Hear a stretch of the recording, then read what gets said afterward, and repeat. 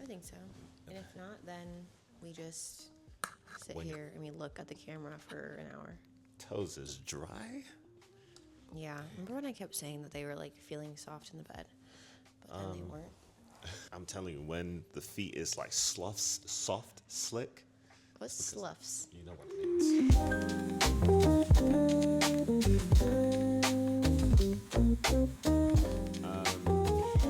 Okay. Hopefully.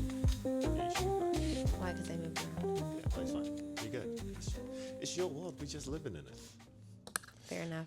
Okay, sweetheart. We made it. Back with another one. Another one. You want to do intros? What kind of intros? Like a walkout song? Like an intro, like walks. And then we walk in and we sit down. last week it was a Jay-Z theme. Now we're back to Ye. We're not trying to get cancelled here. Right. I don't know why I thought. You know what? My best friend loves that song, and she's always running to that song. Bum, bum, Said it's the best beats per minute for her pace or something. Yeah, it's good, honestly. That wasn't actually Ye. That was Kanye, because he was Kanye then, Mr. West. and that was the good days of Kanye West. Either way, baby, go ahead and do a little intro. Let's try and see if we can make some. I don't really know what kind of intro we're supposed to have. Like, are you like a podcast intro? Go ahead. Let me see what you do. Freestyle it, baby. This is And asking if a you lot. can, look into that camera or that camera. I'm feeling I'm putting stage her on the fright. spot. Yeah. Also, you have to realize you didn't even prep me for this, and I've just been sitting here looking around killing fruit flies because you don't let me do anything to help you. So what? Okay, the camera's rolling. We're still going. What can I do to prep you right now for this app? No. Let me know. No. I'm fine. I'm just feeling tired. I don't know why every time you go to record, I'm just feeling tired, but Because the conversation is also boring. no. I do think we also haven't eaten a real meal today, so that could be part of it. But it's fine. We're going to get through it. Hey, everyone. This is Khalia, married to this guy. So my last name's Edwards now. And I was reading the bio, side note, for the podcast, and I realized that you put the bio in there that I think I used ChatGPT to sort of create. Hey, ChatGPT gotta help because we are working professionals. We ain't got time. Yeah, but I was just cackling because I was like, this is funny. I'm originally from California, and I live in Las Vegas. But the good thing is that it's winter almost. And that's why I was just drinking out of my Christmas cup, because I'm just getting ready for Christmas. I do love Christmas. And I'm excited to be in conversations with my husband. This podcast was my idea, and he's made it come to life, like all husbands do. The wives say what they want, and the husband somehow makes it come true. So we appreciate all the husbands out there. That was the cutest intro I've ever heard. Thanks. That was fantastic, baby. Let me get you. Thank you. But I was actually kind of thinking maybe an intro kind of like, welcome back to the Open Marriage Podcast. I am your host, Blair Edwards, and I'm with Khalia Edwards. This is episode 2, if my calculations are correct. And in this episode, we are talking about all things marriage. Feel free to like, comment, subscribe, click the bell notification, tell your friends, tell your missus, tell your husbands, but don't tell the kids because this is for the grown and sexy. Wow. I don't know, something like that. That felt like a YouTube video. Yeah.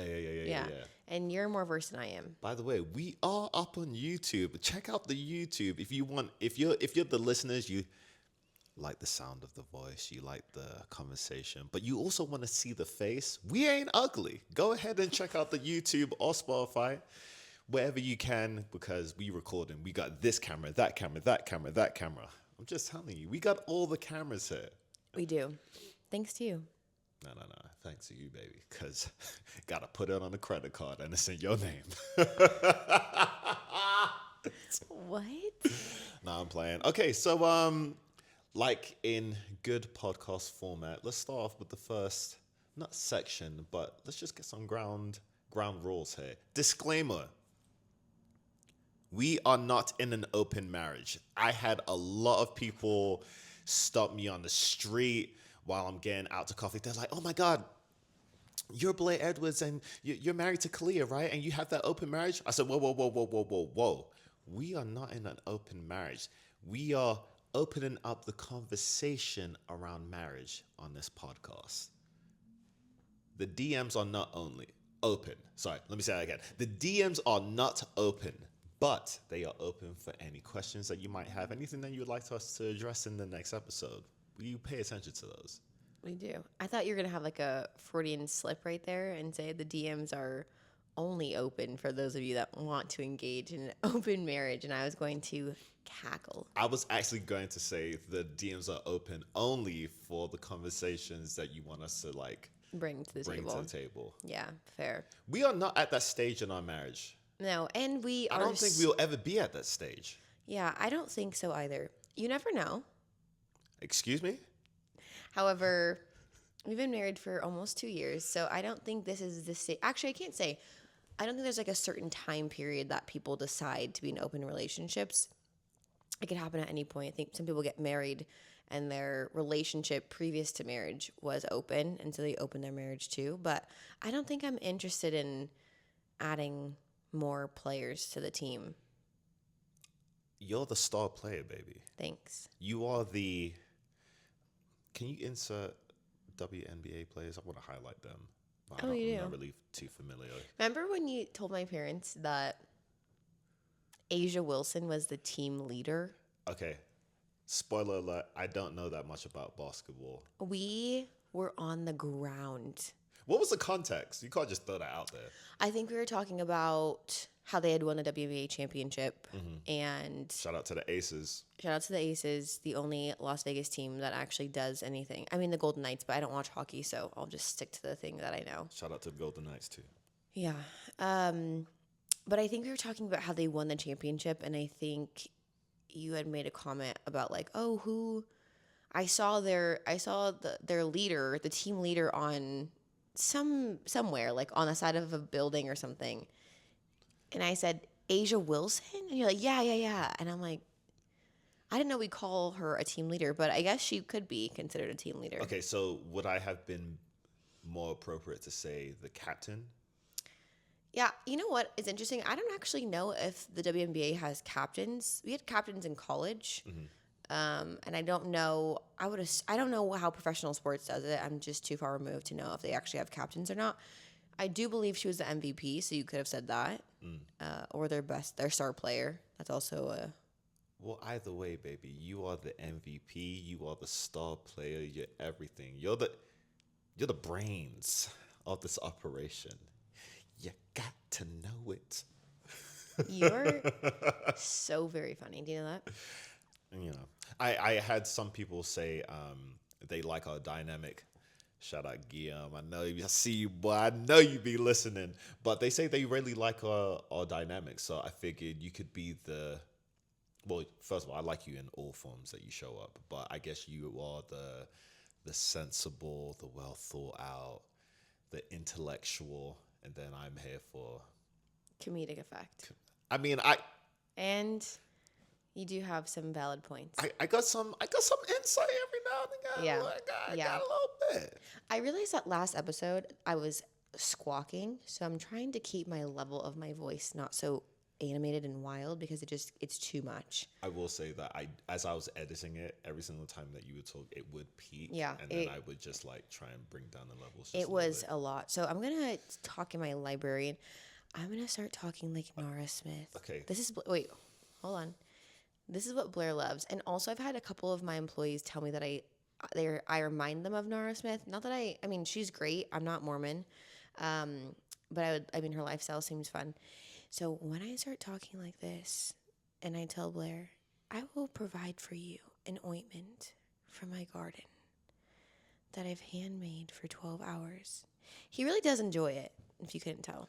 Yeah, but I don't think you realize I enjoy it maybe for a different reason. And I think the listeners are going to enjoy it for another reason too, because that is seductive. And I'm just saying, chill with that. You only have that voice for me. You see, you are opening up this relationship. No, because you started the podcast talking in your lower register, which you already know what that does to most people. Okay, let's be honest. Hey, babe. All right. I am not well. I'm not well. Okay. But yeah, we did get some really positive feedback from our friends and family that we know listen to the pod. And I would say before, when we first did the first season, I had a lot of positive feedback from the female listeners, and I still do. People have been waiting, have been DMing me on Instagram for the year that we took off asking about the podcast. But last week, we did get quite a few comments from our male friends that listened to the podcast, even though they had no intention of maybe like listening. And so that's really cool because I don't know, I just think that some of us believe the guys listen to the Joe Rogan podcast. It's like only bro stuff, and the girls are like listening to this kind of stuff. So it's cool that we had some feedback from our male friends. Well, this is what I'm talking about. That's why I love the balance of our dynamic, because I would say I'm a reformed red pill listener. Okay, and when I say reformed, I mean that I'm still red pill, but I have some act right, and my wife ain't gonna let me walk around here being misogynistic towards women. Correct. In any way, shape, or form. So I am doing the work to unlearn those negative mindsets and behaviors. But at the same time, fellas, I'm gonna keep it real with y'all. I'm gonna tell y'all what it really is. And any of you young bucks that are like, hey, you know what? Maybe the red pill space might not be the best thing to listen to. Listen to Unk. Am I Unk? Yeah, you are. Sorry, I gotta steal this. I'm Youngcool. No. No, there's only one Youngcool in our life. Right. Okay. And Unk, I heard from the last March Madness that the guys that were playing, so they're 18 to 23-ish. Okay. Those guys said if you're born any time before in the 1990s, you're considered Unk and Auntie. And unfortunately, we both fall in that range. So I guess we're both Unk and Auntie. I'm gonna keep a whole stack with you. I don't care what y'all say. We are not Unk and Auntie. I mean, I am not. I'm still young. Look forever 21, but just turned 30. Not yet. I can't wait to say that line to you. But what I'm saying though is we are not Unk and Auntie. We are big bro and big sis. If anything. I would agree. And I don't even act like big sis, to be honest. Because all my friends are older than me. So I'm the little sis to them. Well, even still. And don't try and for you. All your friends are older than you. I mean, I get in where I fit in. They respect the gangster in me. You know what I mean? Okay, Broward County. Hey. So what we want to do is kind of streamline the transitions and the format of the podcast. So we always want to start off with what happened last week, what are some highlights from last week, and then we kind of jump into some current events and our perspective on those things. Sure. Right? Sounds good. Yeah. So what was a highlight from last week? I was going back and forth about talking about this because I've already said it openly. Sure. So, and now it's not necessarily something that I used to be in the shadows. Like, what if someone finds this out about me? I'm just gonna look. It is what it is. We had our immigration meeting yesterday. Well, not yesterday. It was. We did have an immigration meeting on the weekend. No, it was last Monday. Yeah. If y'all don't really know, I am an immigrant. I'm not sure if you could tell by the British accent, but I do hail from England. I just keep thinking about your granddad. Shout Gramps. I'm going to start crying because I just am thinking about the millions of times that you've done impersonations of your granddad. Okay. Whom I've never met. Okay. Respectfully, though. Respectfully. Are you tearing up? Yeah, I'm just thinking about the time. Oh, you never called me. You never called me, man. Do you know what? If he hears that, he's going to be like, oh, so he does see me calling. And the thing about it is we've been married for 2 years almost, and we've been together for like almost 5, and I've never talked to your granddad. Okay, so this is another thing about me, and some of my closest friends know this about me. My impersonations are actually kind of top tier. So because I am an immigrant, we haven't had the opportunity to travel to England. I'm kind of working out my papers, trying to work on my stuff, But she hasn't met a lot of these people that I'm related to, so I have to do impersonations to give us some kind of scope, Remember when I started doing my impersonations of my brothers? Yeah, and that had me dead. And I think what's even worse is it's one thing to do an impersonation of someone before you meet them. Because I have nothing to go off of, right? I'm just like, yeah, okay, this is funny because you're funny. But when I met some of them and I was meeting them for the first time and they matched the impersonation that you did, it was really hard for me to meet them in good faith. Yeah. I probably should shake their hand and say, like, it's a pleasure to meet you, because I'm just thinking about you in the background just doing some shit. And then just go, yeah. And the other problem is when I'm meeting them, you're kind of like, so I can't keep a straight face. And then you're doing that. He has this like cheekish grin in the corner. I'm like, why are you doing that?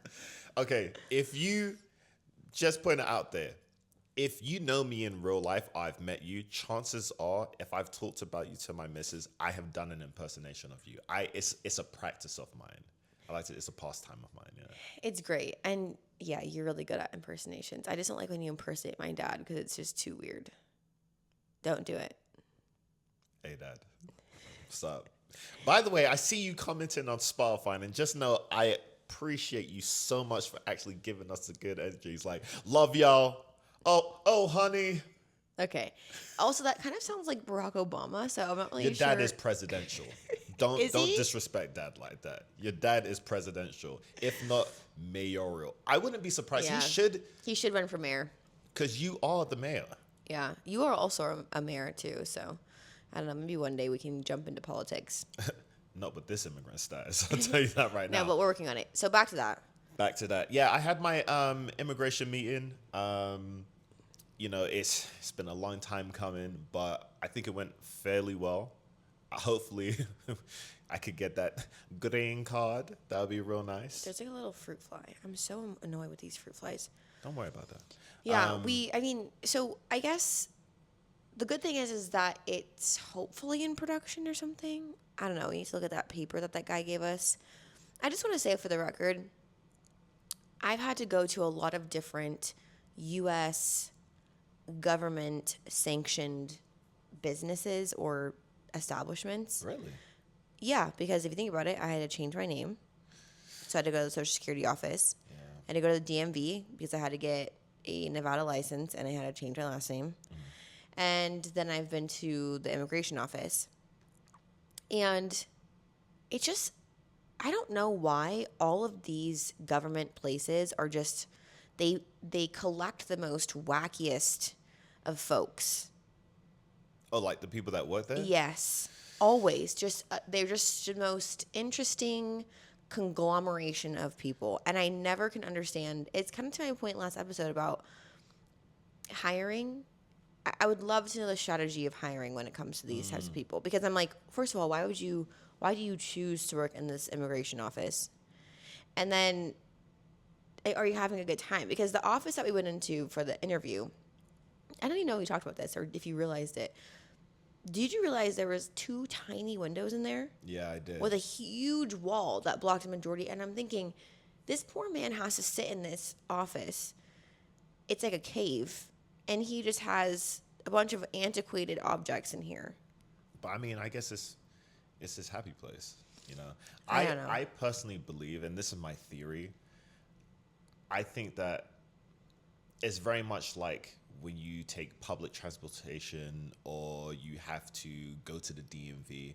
We live a very niche and almost secluded life where it's almost the people that were around is like kind of semi-curated, but when we have to be amongst regular people, we're like, what is that? Yeah. It's always interesting, especially and me. Yeah, you don't. I don't like any of that. We went somewhere the other day, and so my mom asked me last night where this comes from, as if she didn't keep a clean home and wasn't calling out people's baseboards. Love you, Mom. Stray. But no, it's not a stray. It's like for real, and I appreciate her because now I don't have a dirty house. But we go places, Oh, it's dirty in here? No, I'm just saying. I was thinking I'm the one that keeps it dirty. Right. So, Yeah. I mean, We're but working it on gets it. cleaned relatively quickly. But see, sorry. Please Working go. on it. Please go. But we went somewhere the other day, and Blair loves to sit down.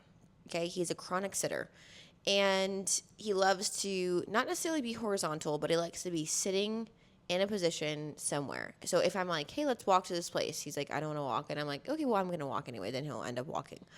Or if we have an option to stand or sit, he wants to sit every single time. I personally like to stand because I don't want to sit all day long. My back starts to hurt. It's just too much. Again, context. I'm a dancer. I'm a professional athlete. You act like I don't walk around and work out and do all the things that you do. Yeah. Right. I do. And I'm surprised. That's why you don't be sitting as much. I love a good seat. This right here, comfy. It's a great seat. Well, so the other day we go somewhere and we're in someone else's abode. And Blair's looking for a place to sit down. And he knows damn well I don't sit down in people's homes. I don't know. Especially when I don't know the cleanliness level of the home. So he's like, you want to sit down right here? And I'm like, no, thank you. And then he's like, what about right here? I'm like, no, thank you. And he's looking at me like I've said no to his proposal. And I'm like, I don't like sitting down. I said, Blair, when is the last time? Do we know when this thing has been cleaned? It's upholstered. Probably never. So I don't want any sort of juices, boogers, clippings, anything that's not mine. I don't want it on my clothes. I got to come home, wash the clothes. Yeah. So anyway, for all of you out there who take a few seconds to think about whether you want to sit down on someone's raggedy couch or chairs, I see you. Because my husband would rather just sit down somewhere, even if it meant we're sitting in God knows what. This is how you know this lady doesn't take public transport, because everybody knows when you do this and all that dust start flying up. I'm sorry, why do you do that? To see the fireworks. You really did that in the bus? Anyway, let's go back. So, where did we jump off from? How did I get on that tangent? Do you know, last week, did an immigration meeting. That was a highlight. What was the other thing that we did last week? What did we do last week? I mean, there's some things that we've done, but we are, and for those of you that know, and for those that you don't, it's coming. We just can't talk about it right now. But we spent some time together. I think we did get to go back to Howlin' Ray's, which I love chicken tenders, love them, but not any kind. I'm kind of a princess when it comes to them. So we got to go back to Howlin' Ray's because the last time we went to Howlin' Ray's, it was you were howling, not me, but you ate too hot of chicken tenders. So that was like a highlight for me. And yeah, I think it was just like overall a good week. Yeah, speaking of Howlin' Ray's, while we were out there, a topic of conversation came up, and it just so happened to be about Tyler, the Creator. Now, sorry, we got to do this. I have a personal beef with Tyler, the Creator, but it looks like your boy getting canceled. Your little boyfriend getting canceled. I'm sorry about that. It's funny that you call him my little boyfriend because I'm married. That's okay. And if you really are about that life, go ahead and stitch the video in here. Okay, all right. Go ahead and stitch it up. I've told this story to a lot of people, but Wait, I don't think I've shared this story with you. Who have you told Every this time story? I'm with you, I've shared the story. Oh, I was like, right? You're not just sharing this on your own. No. Right. Okay. Right. All right. Look. So, if you don't know, last week, Tyler Creator got in some hot water. Okay, they're trying to get my boy up out the paint. Now, even though I have a personal beef with Tyler Creator, I would have never wished someone to get canceled unless it was justifiable. But why do I have a personal beef with Tyler Creator? You might ask. So here it goes. Do you want to jump in before I tell the story? No, I'm going to see what you're going to say. So there I was. It was a regular day, like every other day. We end up going to the Tyler Creator concert. Now, if you know anything about me and my missus, we kind of bougie. So what do? We do VIP, okay? We need packages. I need laminates. I need goodies. All that good stuff, right? So anyway, we go there. We invite a friend of ours, all right? Shout out to Brendan. Shout out to you, my boy. Anyway, we go to this concert, get there a little bit early, get drinks. Everything's a good time. We actually end up going into the venue because, like VIP do, we decide to go to the floor seats. Now, me, I like getting straight to where the barricades are, get as close as you possibly can because I want to see my artists. I want to see, this is why we go in here, you know what I mean? Chroma group, yeah. You know what I mean? I'm trying to see Tyler Creator be like, gotta perform. This is my best Tyler Creator impersonator. Teeth glistening, skin glowing. Yeah, she loves all of that. Look, a little boyfriend. Look, anyway, so Tyler comes out. The concert's going great. We're like right next to the shipping container. Now, he's got his mask on and he's doing his things, walking back and forth. At some point, I'm recording. I have Khalia on the front of the barricade. I'm behind her. I'm recording. I'm like this, smiling and whatnot. At some point, Tyler Craig he doesn't do a double take, but I noticed that he's looking over in our direction more than a couple times. So as I'm recording, I'm like, is this guy looking at us? I'm like, hey, wait, what's going on? And then it dawned on me. Look at her smiling. Look at her face. Look at that beautiful face. All right. It's just so funny to hear this from your perspective, and that's why I'm laughing.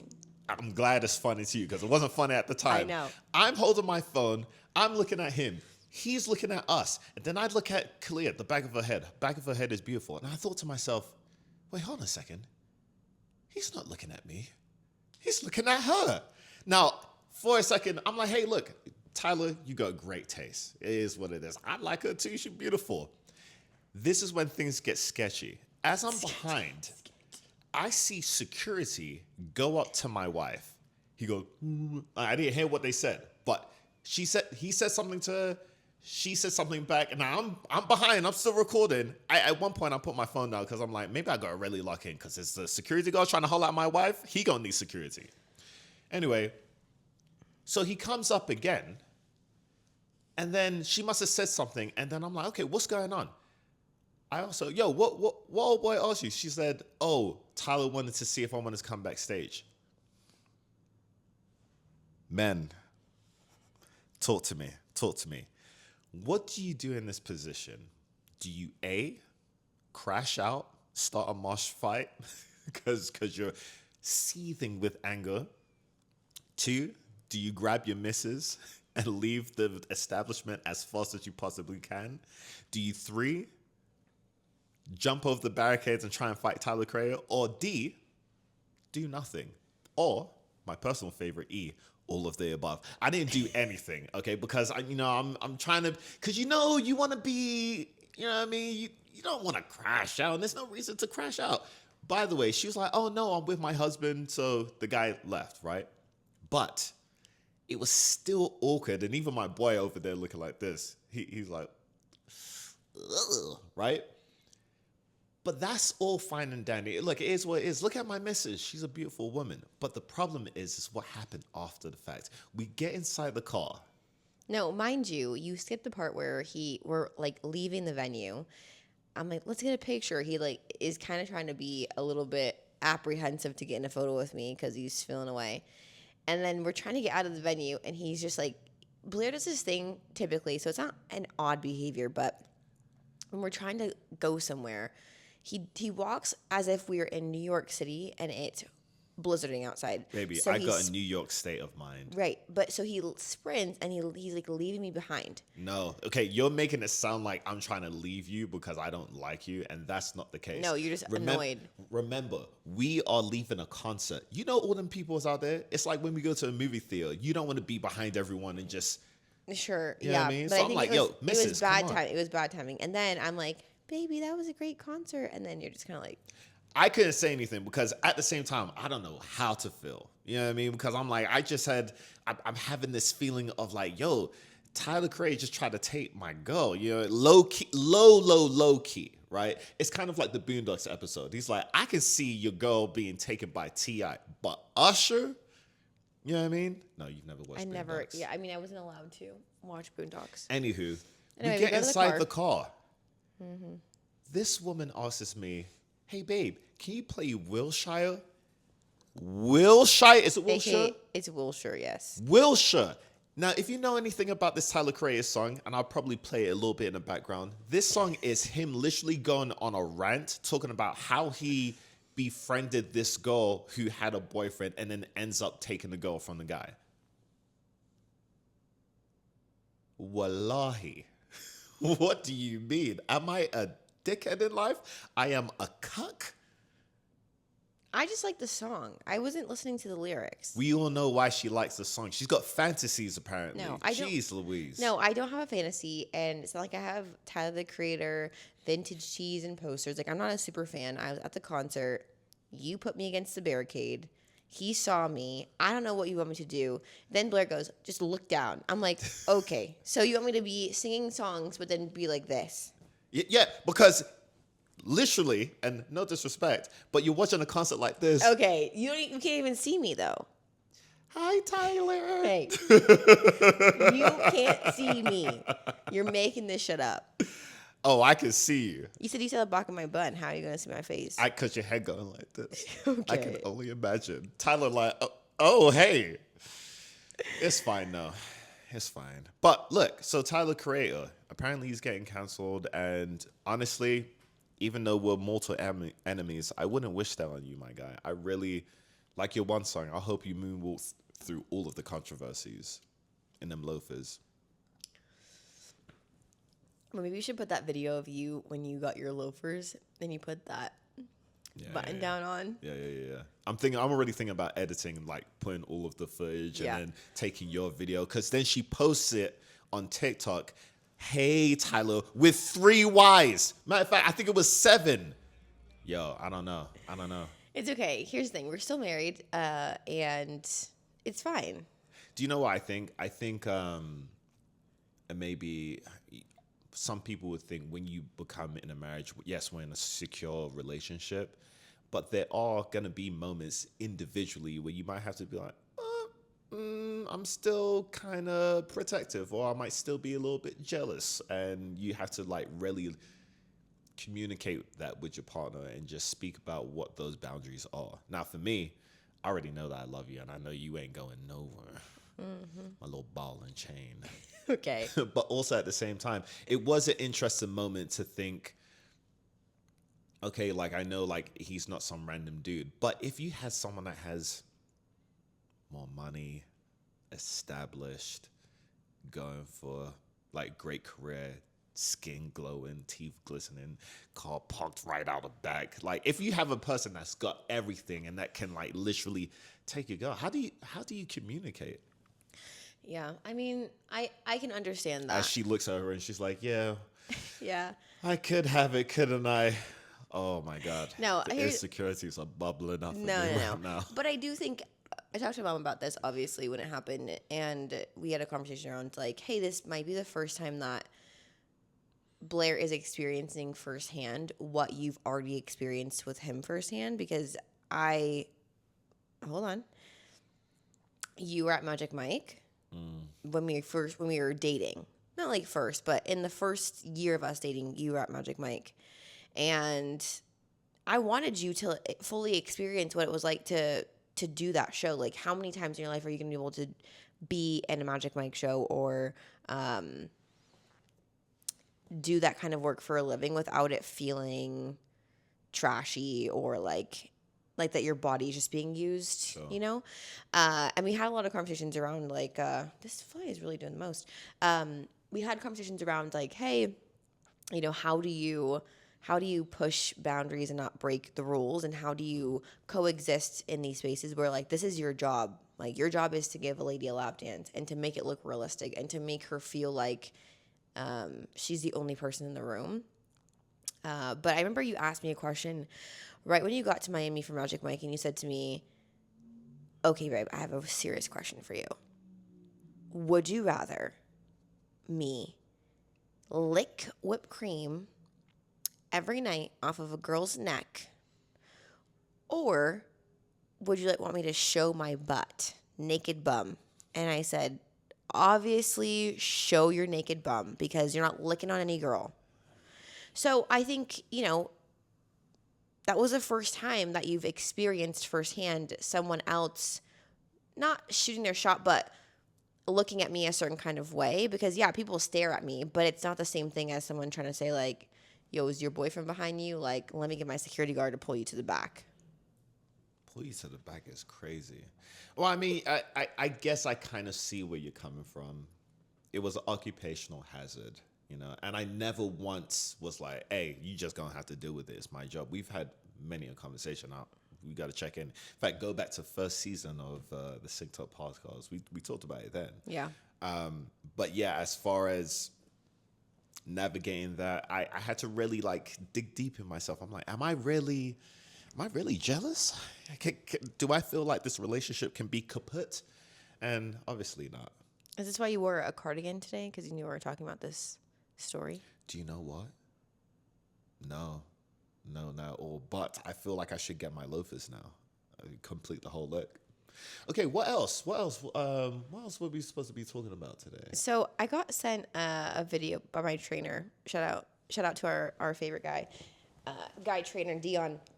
He sent me this video and he's like, yo, this is a pod topic. And it was basically a video of this man showing, yeah, I knew you'd like this video, showing off his wedding ring. So obviously insinuating that he had just gotten married. And I guess he had like finished eating, I think. And he put his bowl on the coffee table. And now his wife is sitting next to him. And he kind of just like looks at her and like points to the bowl.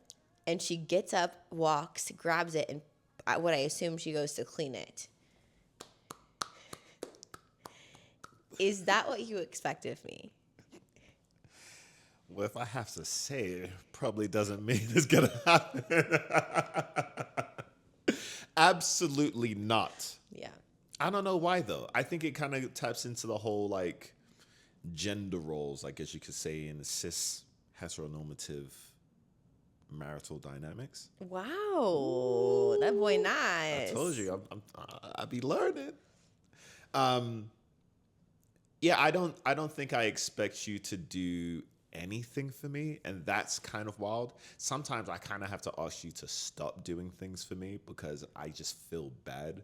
Like, you literally do everything under the sun possibly for me to just make my life easier, to make me feel a little bit more loved, happier.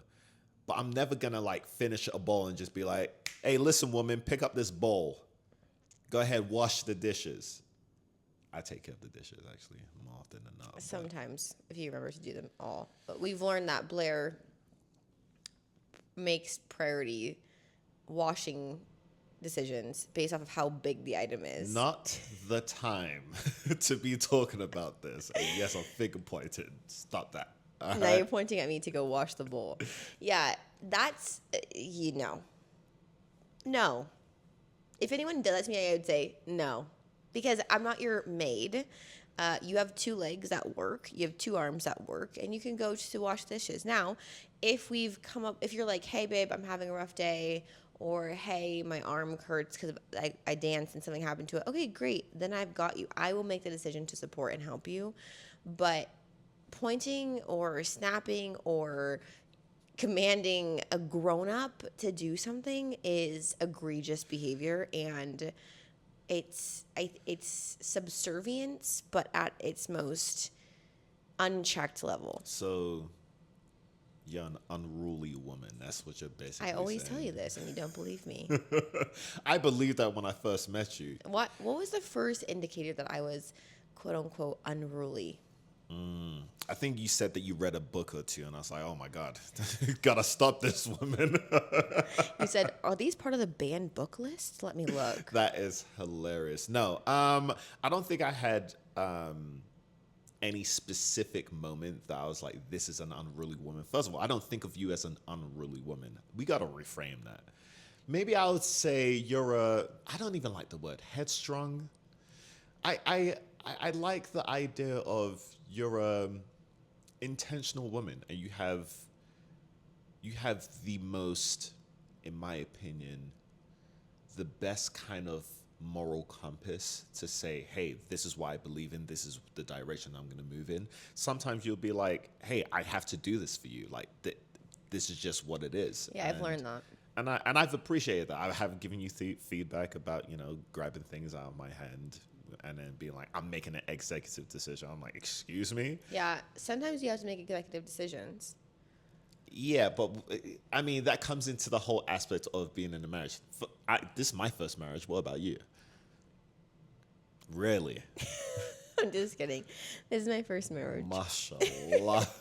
No, I'm playing around. So as far as like understanding how our dynamic is going to be, we've been together for 4 years, and I used to have this mindset of, if we're in a marriage, we're in a collaborative effort. So everything has to be not necessarily 50-50 when it comes to decision making, but I've come to find out, you're like, hey, look, I need you to make a decision and I will support that decision. Oh my gosh, I'm taking a lead? This is so different for me.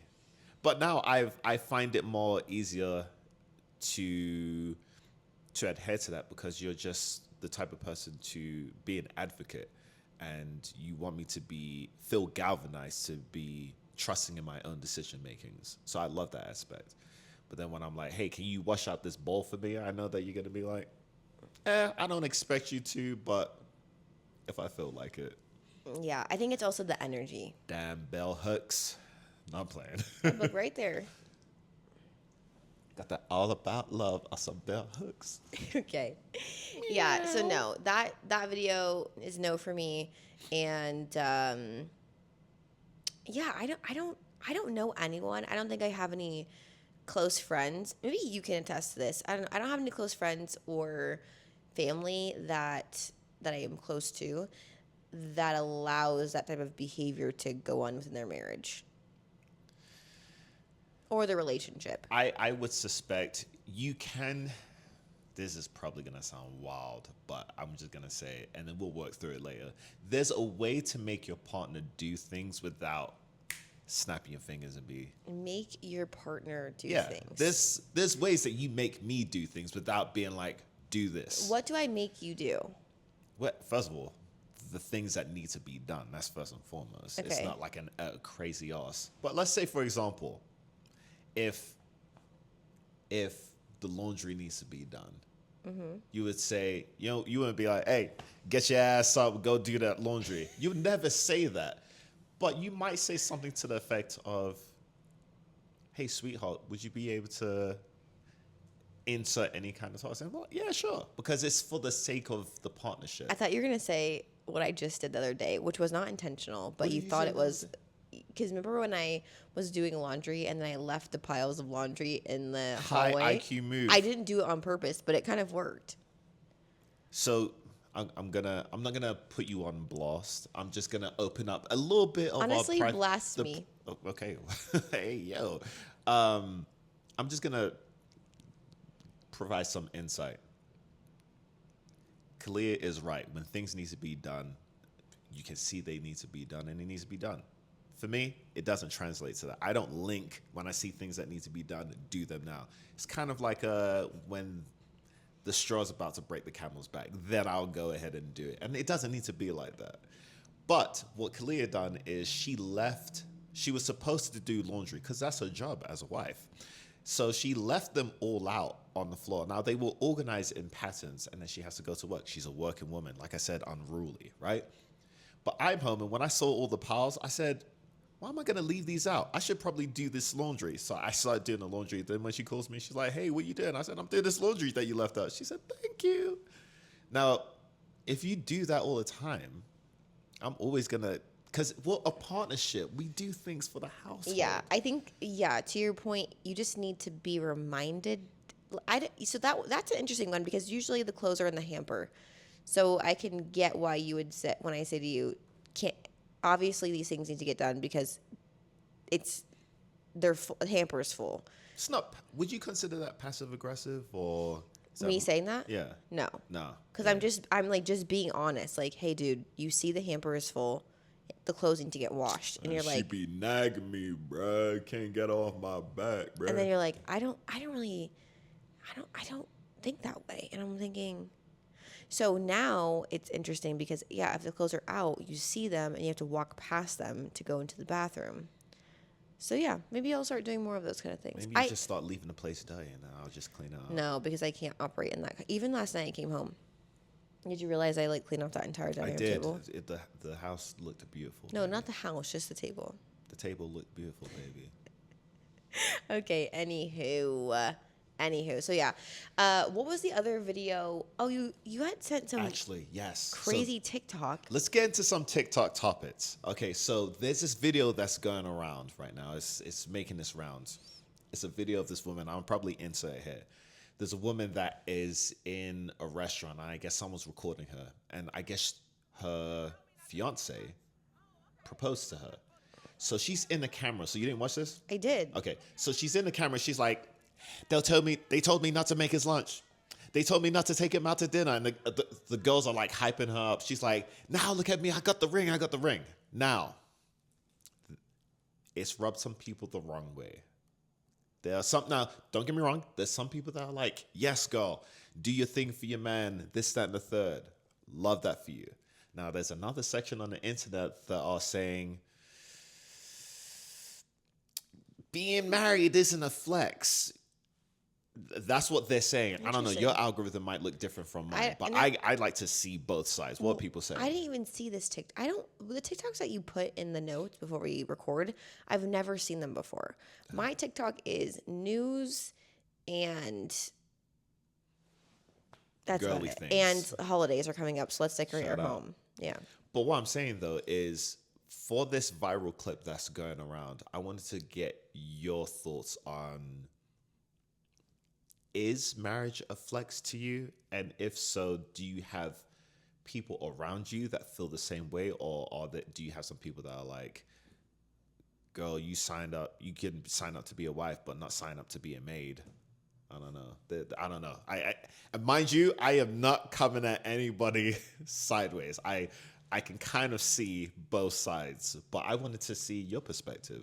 How do you feel about that? Like, for example, when I proposed to you, did you think, damn, I'm going to be this man's bed maiden for the rest of my life? No. Or, like, how did you feel? How did I feel when you proposed to me? I felt excited. Hence, we can insert some video and photo of me, like, running around doing that and, like, just couldn't believe it. I do think that marriage is a flex to the right person. And I don't know why you wouldn't want to be married. I think financially it's a smart decision because you filed taxes jointly, so you don't get taxed as much as if you're an individual contributor filing taxes on your own. You can do more with two people, right? Like, your spending power is more. You can share a life with somebody. You can create a family with somebody. You have like a built-in best friend, I think, if you do it correctly. So yes, along with those things comes this notion that I might have to have more conversations with you around how I like things to be done inside the home. If we are not following gender norms, that if we both work, there's things that we both have to do to ensure that the household stays in a certain kind of condition. So I wouldn't say that the latter of what I said is me being a maid, but I do think there's a level of caretaking that exists because I am a woman, and there's a nurturing side of me that wants to make sure that, like, things are good for you and that things are good for our home. But I don't see that as a burden or a hindrance to, like, wanting to be married. So you got the endurance to be a maid, caregiver, bed maiden. I think what I've chef. learned from my parents' relationship is that there are certain things my mom has given feedback about for many years since I was a child. And my dad still doesn't do them. For example, my dad loves to keep napkins in his pockets and accoutrements in there. Yeah, you also do the same thing. So when we started living together, I called my mom and I said, Mom, why did I marry Dad? Shout out you, Dad. Right. And shout out to my mom for doing laundry. Cold cuts. All these years. Yeah, don't do it in the microphone. It's going to blow everyone's ears out. But to her point and to mine, it's like, I could be a dead horse every day saying, Blair, you need to empty your pockets and stop putting things in there. And why do you have to crumple up 17 different paper towels and napkins and business cards from the Venetian? Like, you just have all these things. Also, this bug is on me. This bug really like you. Well, because I tried to kill it earlier. I think it's mad at me. Oh, my God. Do you know why, baby, that bug was around you so much? Why? It's because you're so fly. Anywho, so my mom was like, hey, I've been giving your dad this feedback for many, many years. And I'm like, okay, so what I'm taking away from her saying that is there's certain things that you're going to do that are going to drive me up a fucking wall. And they do. But over the last couple of years, what I've tried to do is say, okay, how important is this really? How much of a burden is it really for me to complete it? And if I can't give him the feedback and he makes immediate changes, will I be okay? Like, is this divorce worthy or not? And everything is not. Nothing is divorce worthy, in my opinion, when it comes to an inability to do something different when it comes to how you put your laundry in the hamper or like those tiny things in life that don't really matter. So I'm like, you know what? Pick my battles. I don't give you feedback about what's in your pockets.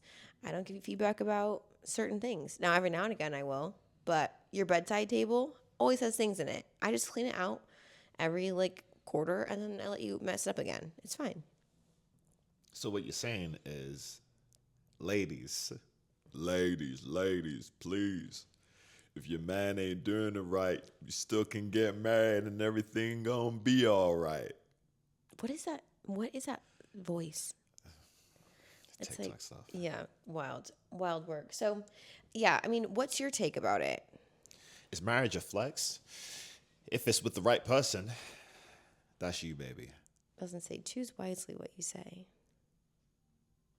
You are the best. I will sing your praises every chance I get. And do you know what? I don't even have to do that because people know. People know. They know how I show up in the world. Like you used to say, yeah, before you were married to me, house just dusty, wearing skinny jeans, tight shirts, and leather jackets on a Spirit flight to wherever I'm at. Like you called me out, but you know, they call this the black wife effect, but I think you elevated that. This is the Khalia effect. Y'all ain't gonna ever feel this way because you're never gonna be married to her. That's me. But what I'm saying is Correct. You've elevated my lifestyle. I am flexing on everybody. And it's less about what I physically look like, it's how I think. I think you really elevated the way that I think. And I'm not saying every marriage is one size fits all. It's always going to be that way. But if you find the right person, they will elevate you. I used to be over at one job for 8 years, and then you come into my life, and then everything changed for the better, elevated. Insert genuine song. My whole life has changed. Hey, remember when you got a bunch of views on that TikTok because you started doing runs? Oh, Remember? with the Kalani freestyle?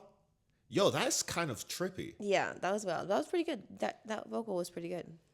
Okay. Hey, that is a lot. Okay, so I am not ready to, jump into my singing career quite yet. But yeah, I adhere to everything I said. Like, you've elevated me in every single kind of way. And I think if you find the right person, and I'm not saying women, you should settle. That's not what I'm saying. Men, I'm not saying you should settle. I'm not saying anyone should settle. I'm just saying if you find the right person that you can tell that makes you want to be a better person and elevate you in any kind of way, you might want to keep that person around. Put a ring on it. Just saying. Yeah. Hey, thanks for making me your wife. And thanks for making me your husband. I mean, you thought I wasn't going to say yes, but obviously there was no other answer. I had no choice. All you gotta do is say yes. Singing today, huh? Yeah, I know. I don't know. Maybe I'm feeling kind of... I'm in my happy place. I'm in my little living room. I'm in my house. Okay, one thing I did want to know is I did talk some real big shit about Love is Blind. And I'm going to say one thing and one thing only, which is this season, the collective has agreed that it's whack. And it's continued to be whack. But I have had more laughs and giggles in these last few episodes than I had in the previous ones because the crash outs are wild. And I want to ask you, because I don't want to spend time talking about Love is Blind so much since we did that last episode, but I do want to ask you, if when we were dating, if I crashed out in ways that these folks are showing themselves, what would be your approach? Would that like automatically end the relationship? Would you create the roster and put me at the bottom? Like, what would happen to me if I were to crash out at the level in which these crash outs are happening? Yeah, I feel everyone should be loved and respected. And when someone is sharing their emotions, especially with someone that they care for, hopefully there's a level of reciprocity that you can feel secured in being heard and having your feelings validated and all of that kind of stuff. That being said, I don't think I would be the right person for you. I'm just saying, I would have to be like, hey, maybe you got to do some therapy. And it's not that I want to break up with you. It's just saying, hey, maybe I might not have the necessary tools or resources to give you the support that you need, because some of these crash outs seem like it's something way personal to them and not necessarily their partner. And I'm not saying these women or men or however they identify are unlovable just because of how they may react and deal with their emotions. What do you say? They're emotionally unregulated? Yeah. I'm not saying they're unworthy of love or they can't be loved. I'm just saying you might have to do some personal work in order to get that situated. Because I've seen that before. And not the business, personally. I know it is what it is. Some people just got to do therapy, and not everyone has the necessary funds or the resources to get therapy. But it will only have nothing but positive benefits for you. Just don't expect your partner to be your therapist also. Like, Yeah. Jeez Louise. Yeah. This season has had some really unregulated emotional behaviors that I haven't seen in previous episodes. And I don't know that if that's like just this bunch is that way, or if that's a microcosm of kind of like what the world looks like right now with so much going on and people's just like our access to social media, and then there just being so many conversations, and like people are so divided on other like opposite sides of the coin. And so I don't know if it's shedding light on a different thing that's happening in the world, and maybe all future episodes of Love is Blind and seasons will look like this because of the world, but it has been frightening to say the least. Yeah. So I wish them all the best. But I think they said that the Love is Blind production does psych eval tests and whatnot, and maybe they need another. They need to go to a third party to. You know what I mean? Because some of these people, not all TV is good TV, and sometimes maybe we need people that are more emotional and have very specific react. Like maybe they'll be like, that's good for TV. Sure, yeah, good for TV, which is not good for a dating show.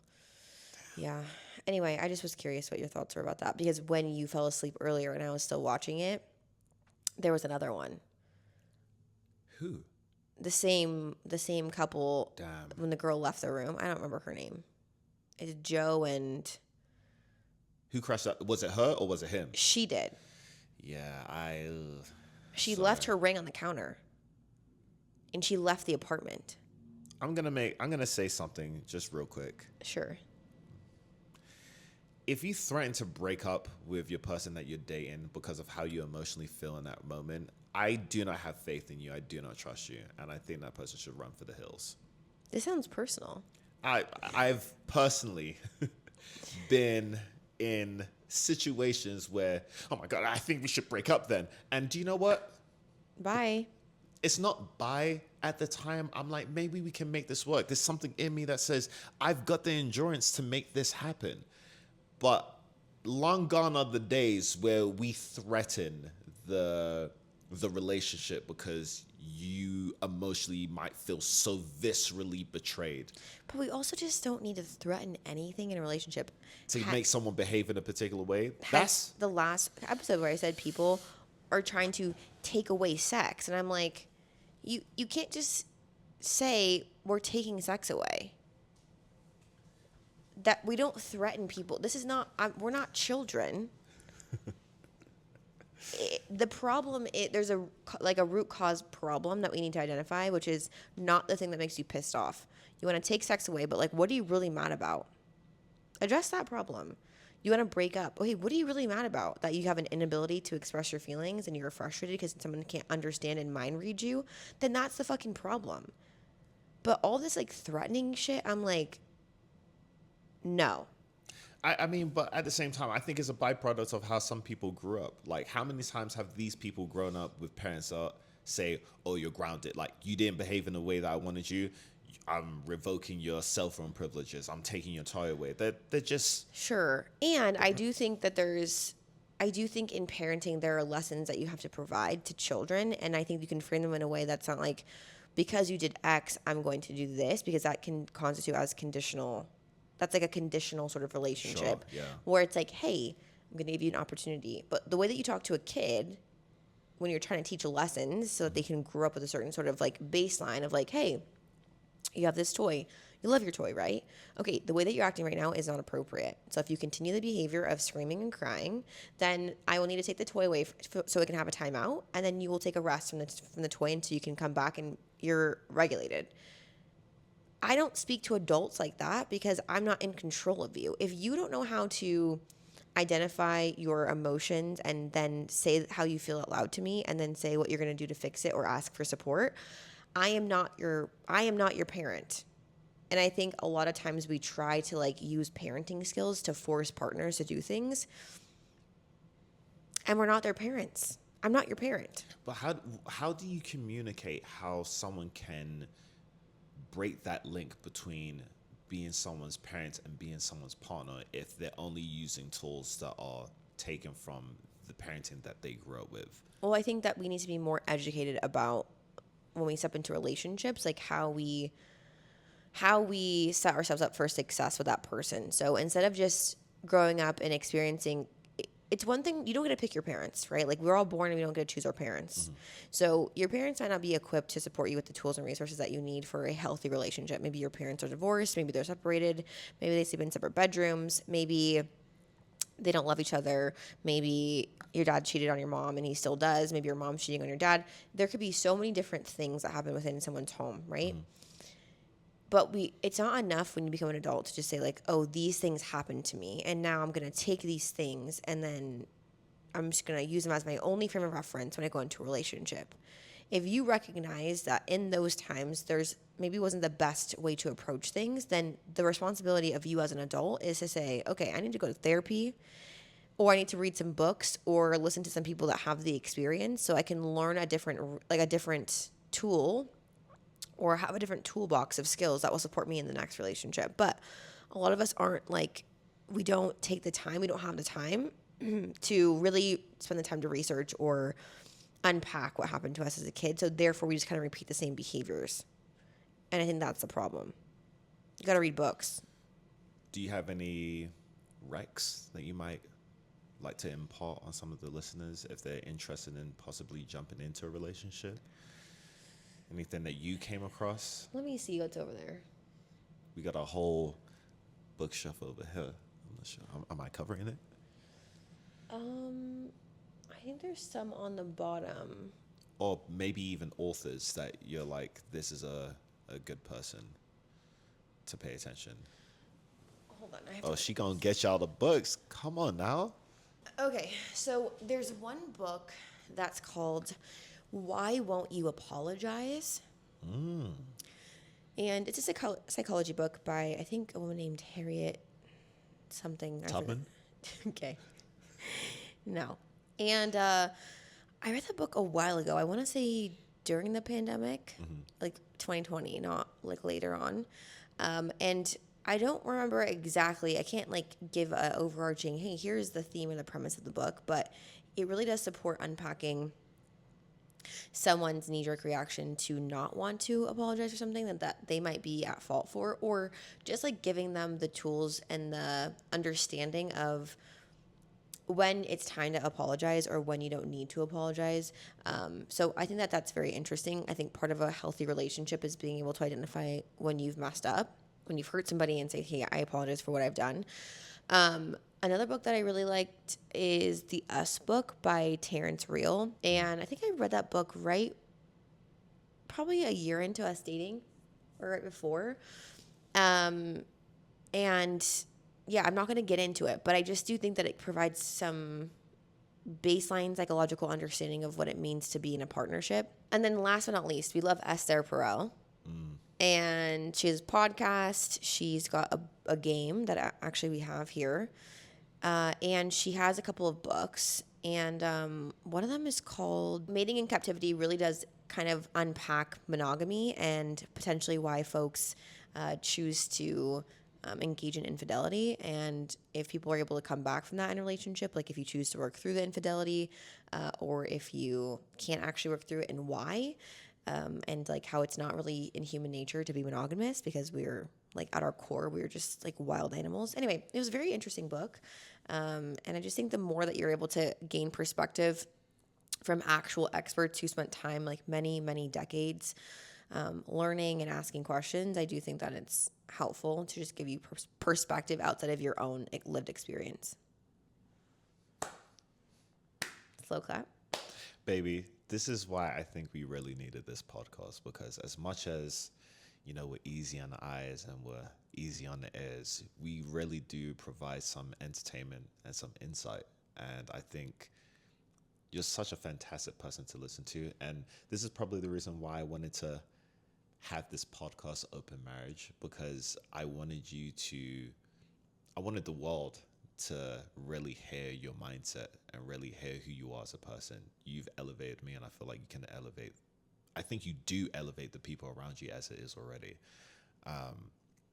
But you give book recs at the end of the episode? God damn it, you good. Thanks for the little thing. I haven't read in a long time, so I think this is encouraging me to pick up some books and to do a bit of reading, because it is special. You know, you got to dedicate some time instead of watching TV. So I think I'll read today. So thanks for that. Beautiful, of course. I think that's the end of the episode.